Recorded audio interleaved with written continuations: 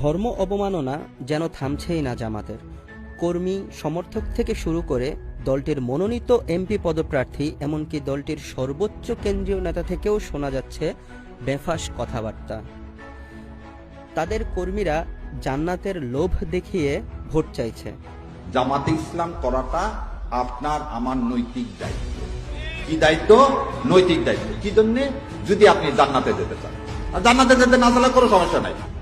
ইসলামের মহান কালেমার সাথেও তারা দাড়িপাল্লা শব্দটা জুড়ে দিয়েছে।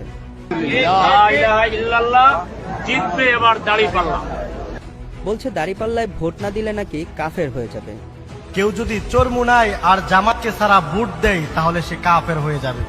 সোজা কথা, সে কাফের হয়ে যাবে, সে ইসলামের মধ্যে থাকবে না। আবার বলছে বিড়ি খেয়ে দাড়িপাল্লার প্রচারণা চালালেও নাকি পিছনের সব গুনাহ মাফ হয়ে যাবে।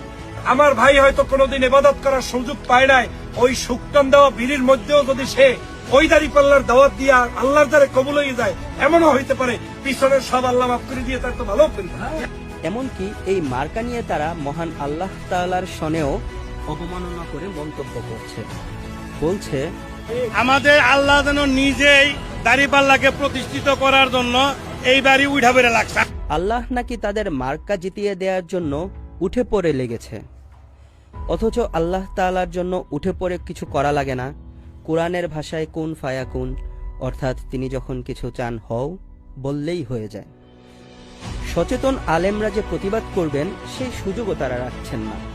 রোজা এবং পূজা নিয়ে মন্তব্যের প্রতিবাদ করায় খতিবকে নোটিশ পাঠিয়েছে। ইমাম খতিবের পক্ষ থেকে সমস্ত মুসল্লিদের পক্ষ থেকে এটাকে অবাঞ্ছিত ঘোষণা করা হইল।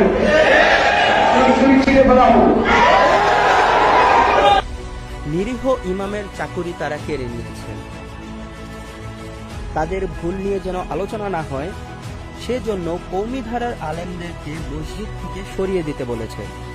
মসজিদের সাথে ৪-৫ জন দরসে নিজামের আলেম থাকেন, এই জন্য প্রত্যেকটা মসজিদে আমাদের নক করা উচিত এবং মসজিদ কমিটিতে আমাদের ঢোকা উচিত।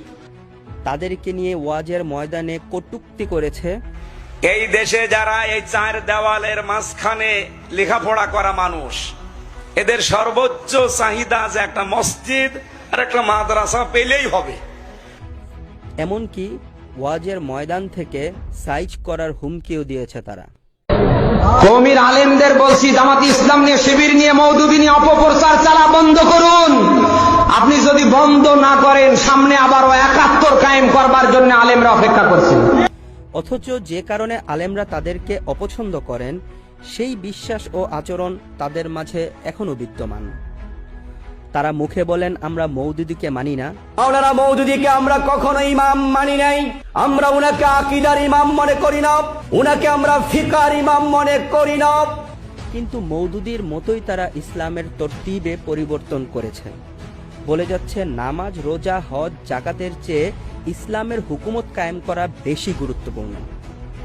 নির্বাচন করা, এই জন্য নামাজ, রোজা, হজ, যাকাত, কালেমা চাইতে আপনার মুসলিম রাষ্ট্রের নেতা নির্বাচন করা সব খরচের বড় খরচ।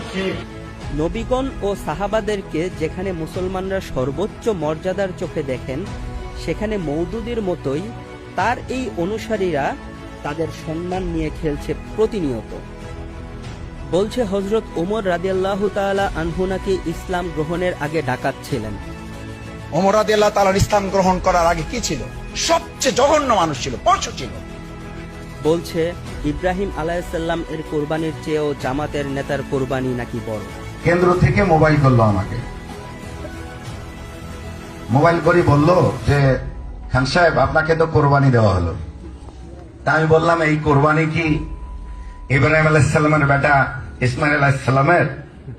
তখন বললেন যে হ্যাঁ, এর চেয়েও বড়। বলেছেন নবী সাল্লাল্লাহু আলাইহি ওয়াসাল্লাম মক্কা থেকে পালিয়ে গিয়েছিলেন। নাউজুবিল্লাহ। মুসলমানরা শাসন করেছে, তাহলে এত প্রভাবশালী একজন ম্যানেজমেন্টের ক্যাপাসিটি সম্পন্ন শাসক কেন মক্কায় এক্সিস্ট থাকা সত্ত্বেও মক্কা থেকে আল্লাহ রাসূলকে পালিয়ে যেতে হলো?